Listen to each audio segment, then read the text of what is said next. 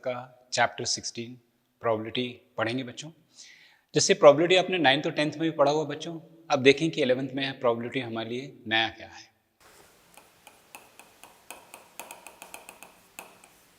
अब बच्चों जैसे प्रोबेबिलिटी का अगर सिंपल मीनिंग देखें तो प्रेडिक्शन। तो जब भी हम प्रेडिक्शन करते हैं या भविष्यवाणी करते हैं तो उसमें दो चीज़ें होती हैं, या तो वो होती हैं या नहीं होती हैं। तो अगर मैं बोलूँ आपको कि yes plus no equals to कितना हो जाएगा बच्चों 1, तो किसी भी इवेंट्स की जो प्रोबेबिलिटी बच्चों वो एक से ज़्यादा नहीं होती है। दूसरी चीज़, कभी भी मुझे अगर नो की प्रोबेबिलिटी निकालना है, जैसे मैं अगर आपको बोलूँ मैं कि एग्जामिनेशन में फेल होने के चांसेस क्या हैं आपके, आपको बहुत बुरा लगेगा। इसका मतलब है कि प्रोबेबिलिटी हमेशा किसकी निकालनी है बच्चों, यस की निकालनी है। दूसरी चीज़, अगर मुझे नो की निकालनी होगी बच्चों तो हमेशा मेरे पास यस की अगर मुझे प्रोबेबिलिटी मालूम है, अगर मैं उसको 1 से माइनस कर दूं तो मुझे किसकी मिल जाएगी, नो की प्रोबेबिलिटी मिल जाएगी। तो नो को लिख सकते हैं बच्चों 1 माइनस यस। यस को हम लोग प्रोबेबिलिटी को बच्चों लिखते हैं प्रोबेबिलिटी ऑफ ए, मान के चलिए इसको इस तरह से लिखा मैंने, और प्रोबेबिलिटी ऑफ नॉट ए को लिखेंगे बच्चों बार से इंडिकेट करेंगे, और ये वैल्यू कितनी हो जाएगी बच्चों 1। तो आपके लिए एक फॉर्मूला हो गया कि जब भी मुझे प्रोबेबिलिटी ऑफ नॉट निकालनी है बच्चों किसी भी इवेंट्स की, तो वो हो जाएगा probability of not A equals to 1 minus probability of A. अब देखते हैं बच्चों यहाँ पे कि अगर क्वेश्चन पूछा जाए कि अगर किसी भी इवेंट्स की प्रोबेबिलिटी किन दो वैल्यूज़ के बीच में लाई करती, तो हमेशा किसी भी इवेंट्स की जब अपन प्रोबेबिलिटी की बात करेंगे तो कुछ ना कुछ होगा बच्चों। इसका मतलब है कि उस इवेंट्स की प्रोबेबिलिटी जो होगी वो क्या होगा, 0 से बड़ी होगी। इसका मतलब पॉजिटिव हुई। और दूसरी चीज़, मैक्सिमम जो है कहाँ तक जा सकती है बच्चों, 1 तक। तो जो क्वेश्चंस होंगे बच्चों जब भी हम किसी इवेंट्स की प्रोबेबिलिटी निकालेंगे तो पहली चीज़ होगा कि वो प्रोबेबिलिटी हमेशा 0 से बड़ी होनी चाहिए। 0 से बड़ी होने का मतलब पॉजिटिव होना चाहिए। और दूसरी चीज़ कि उनका जो टोटल सम होगा बच्चों वो किसके बराबर होना चाहिए, 1 के बराबर होना चाहिए। और कभी भी किसी भी इवेंट्स की प्रोबेबिलिटी नेगेटिव नहीं होगी। तो आइए हम एक क्वेश्चन से इसको समझते हैं कि which of the following can not be the valid assignment of probabilities for the outcomes of the sample space, और W1, W2, W3 up to W7 है बच्चों। ये इनके असाइनमेंट्स हैं और ये उनकी क्या है बच्चों, रिस्पेक्टिव प्रोबेबिलिटीज़ हैं। तो सबसे पहले आपको देखते ही समझ में आ जाना चाहिए कि कौन सा असाइनमेंट हमारे पास यहाँ पे वैलिड है और कौन सा वैलिड नहीं है बच्चों यहाँ पे। तो वैलिड की कंडीशन के लिए अपने मालूम है कि किसी भी इवेंट्स की जो प्रोबेबिलिटी है बच्चों वो आपको मालूम है कि हमेशा प्रोबेबिलिटी जो है वो 0 से बड़ी होती है और 1 से क्या होती है बच्चों, छोटी होती है। और अगर टोटल इवेंट्स अगर लेंगे तो वैल्यू किसकी इक्वल होगी, 1 के इक्वल। तो देखते से बताइए यहाँ पे कोई किस इवेंट्स की प्रोबेबिलिटीज नेगेटिव। तो आप देखें कि सेक्शन डी में चलें और W1 जो है ये नेगेटिव बच्चों, तो ये पॉसिबिलिटी नहीं पॉसिबल है। यहाँ भी देखें तो ये भी पॉसिबल नहीं है बच्चों। तो डी में अगर दो नेगेटिव, अगर एक भी नेगेटिव होता तो ये पॉसिबल नहीं था। इसका मतलब ये क्या है बच्चों, रॉन्ग है, दिस इज नो। तो ये हो जाएगा बच्चों इनवैलिड। इसी तरह से अगर हम सेकेंड वाले फॉर्मेशन में देखें यहाँ पे, तो ई सेक्शन में अगर आप आते हैं यहाँ पे तो ये लास्ट वाली देखिए 15/40।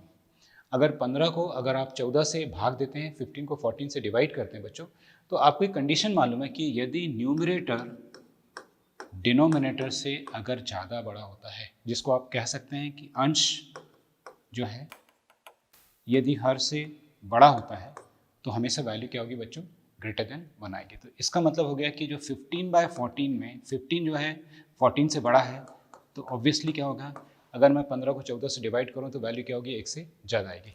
तो देखें ये भी पॉसिबिलिटी नहीं हो सकती क्योंकि हमें तो 1 के अंदर ही काम करना है। इसका मतलब ये भी हो जाएगा बच्चों रॉन्ग, दैट इज नो।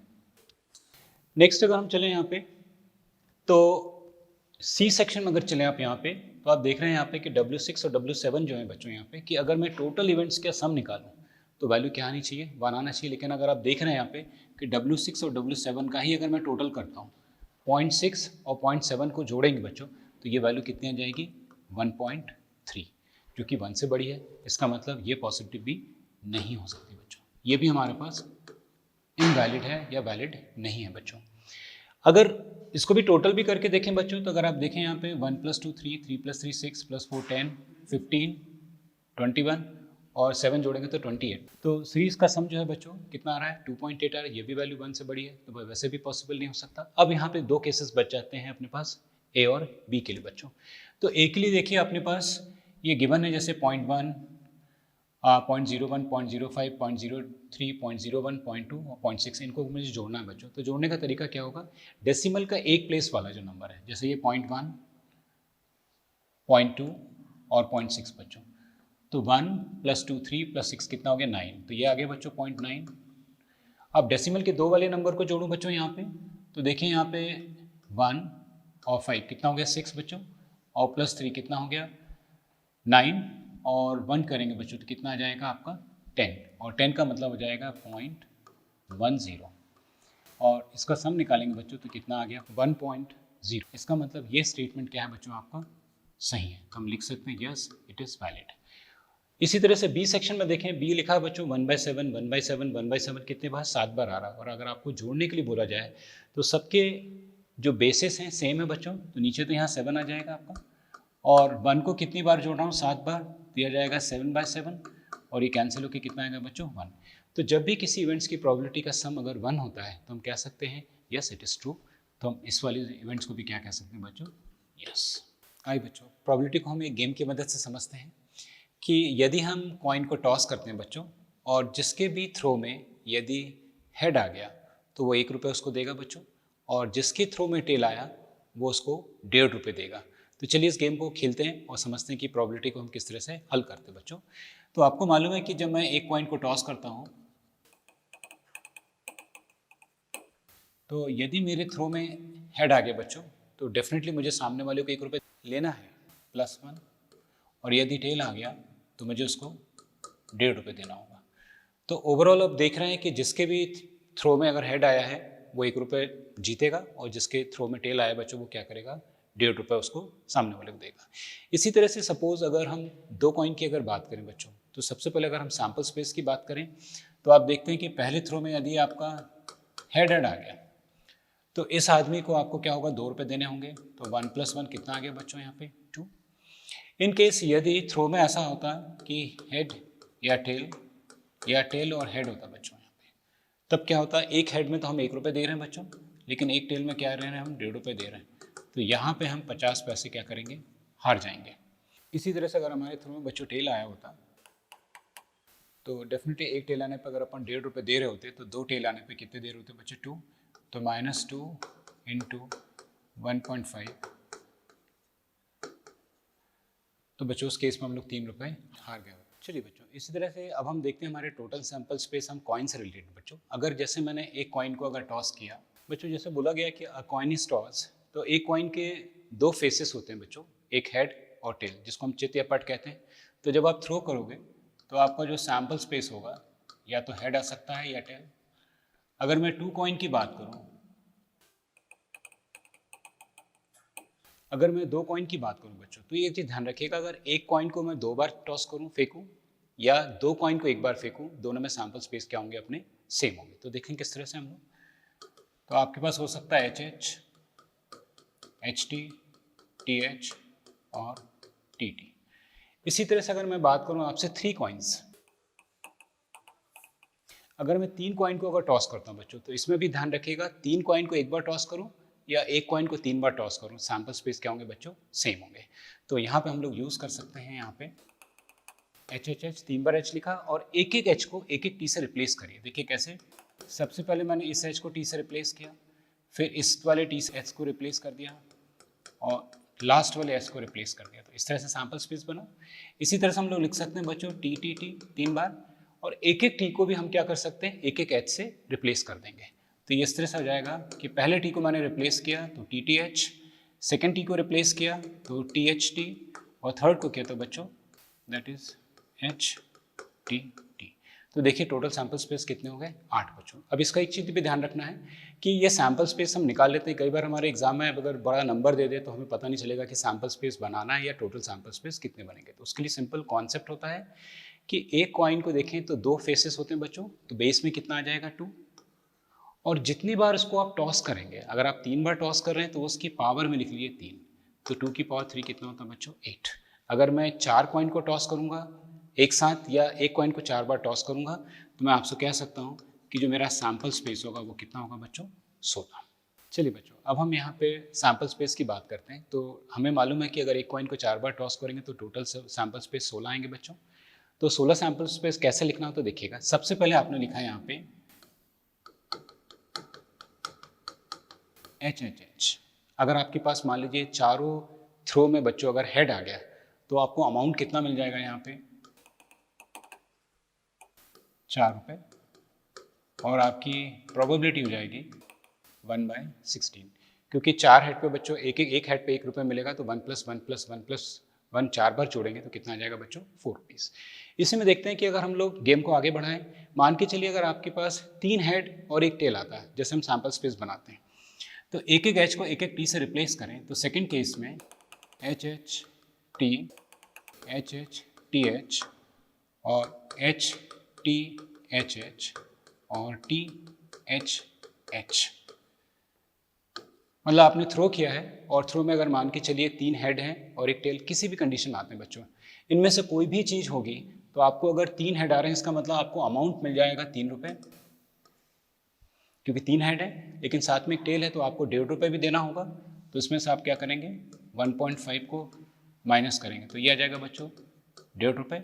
और अगर इसकी प्रोबेबिलिटी निकाला जाए बच्चों, तो आप देख रहे हो कि 16 में से 4 ही सैंपल स्पेस ऐसे होंगे जिसमें कि 3 हेड और 1 टेल आएंगे, तो आपकी प्रायिकता हो जाएगी 4/16, और कैंसिल करके लिख सकते हैं बच्चों कितना 1/4। बच्चों इसी तरह से अगर 2 हेड और 2 टेल की अगर हम बात कर रहे होते हैं तो सैंपल स्पेस कैसे बनेगा देखिएगा, उसमें 2h और 2t, इस 2t को इस h से रिप्लेस कर दो और h को यहाँ ले आइए बच्चों, तो क्या आ जाएगा आपका यहाँ पे h टी टी एच, और इस टी टी को अगर इस h से रिप्लेस कर दें तो कुछ कंडीशन ऐसी हो जाएगी टी टी एच एच। अब देखिएगा इसमें दो पॉसिबिलिटीज़ क्या हैं बच्चों की, अगर हम ऑल्टरनेटली भी लिख सकते हैं टी एच या फिर हम लोग एच टी एच टी, तो ये टोटल सैंपल स्पेस कितने हो जाएंगे बच्चों 6। अब इन 6 केसेस में देखिए 2 हेड और 2 टेल है, तो आप जीत कितने रुपए रहे हैं बच्चों यहाँ पे 2 रुपये, और लेकिन 2 टेल आने से अब कितने रुपए हाल रहे हैं, एक टेल आने पे 1.5 रुपये है, तो डेफिनेटली 2 पे कितना आएगा 3 रुपये, तो 2 - 3, मतलब इस केस में आप 1 रुपये लॉस में चले गए। और अगर प्रोबेबिलिटी निकाली जाए बच्चों इसके साथ में ही, तो टोटल सैंपल स्पेस आपके पास 6 हैं, तो इस इवेंट्स की जो प्रोबेबिलिटी होगी वो हो जाएगी 6/16, और जिसको कैंसिल करके लिख सकते हैं बच्चों 3/8। अब हम करते हैं यहाँ पे बच्चों, यहाँ पे देखिए पहले एक टेल लिया आपने, फिर 2, अब 3 टेल की अगर बात करें यहाँ पे, that is T T T, और यहाँ ले लेते हैं बच्चों एच। अब इसमें एक एक एच को एक एक टी से अगर रिप्लेस कर दें तो आपके पास हो जाएगा T T H T, T H T T और एच टी टी टी, ये 4 सैंपल स्पेस होंगे जिसमें 3 टेल और 1 हेड है। तो अमाउंट कितना होगा बच्चों यहाँ पे, क्योंकि 1 हेड है तो आपको 1 रुपये, लेकिन यदि 3 टेल आएंगे तो आपको कितना अमाउंट देना पड़ेगा, 1.5 को अगर हम 3 से मल्टीप्लाई करें तो 4.5 रुपये, मतलब ये आ जाएगा बच्चों यहाँ पे 4.5। तो अभी भी आप 3.5 रुपये क्या हो गए बच्चों लॉस में होते हो अगर ये आपके सैंपल स्पेस आता है। अब इसकी अगर हम लोग प्रोबेबिलिटी यहाँ से निकालने बच्चों, तो प्रोबेबिलिटी हो जाएगी हमारे पास 4/16, 1/4 बच्चों। एक लास्ट केस लेते हैं हम लोग जिसमें वो होता बच्चों जब कि चारों ही थ्रो में यदि आपका टेल आ गया होता बच्चों, तो सोचिए आप क्या होता, अमाउंट देते हैं उनको, तो ये आ जाता बच्चों माइनस, और 1.5 को 4 से करेंगे तो 1.5 इंटू अगर 4 करेंगे तो कितना आएगा बच्चों 6 रुपये, तो मतलब 6 रुपये आप लॉस में हो गए यदि आपके थ्रो में अगर चारों हेड टेल आते। और अगर इसकी प्रोबेबिलिटी निकालें बच्चों हम लोग, तो इसकी जो प्रोबेबिलिटी होगी वो कितनी आएगी 1/16। तो इस तरह से इस गेम की मदद से हम 4 कॉइन को टॉस करते हैं, और जीतने पे था आपको 1 रुपये हेड आता है, और टेल अगर आता है आपके थ्रो में तो आपको 1.5 रुपये देना होता है। तो इस तरह से ये हमारी अमाउंट हो जाते हैं बच्चों, और साथ में उनकी रेस्पेक्टिव प्रोबेबिलिटीज हो जाती हैं।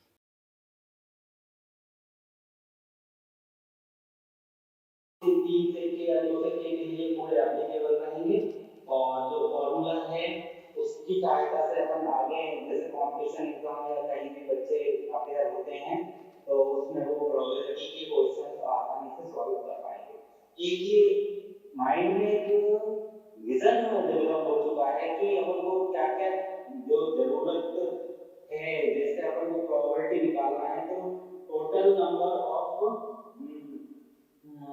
फेवरेबल आउटपुट और टोटल नंबर ऑफ आउटपुट उन दोनों को बस डिवाइड करना है और जो भी इनकी चीजें हैं सर ने काफी अच्छे से एप्लीकेबल यूजफुल और एप्लीकेशन के तौर पर बताया है।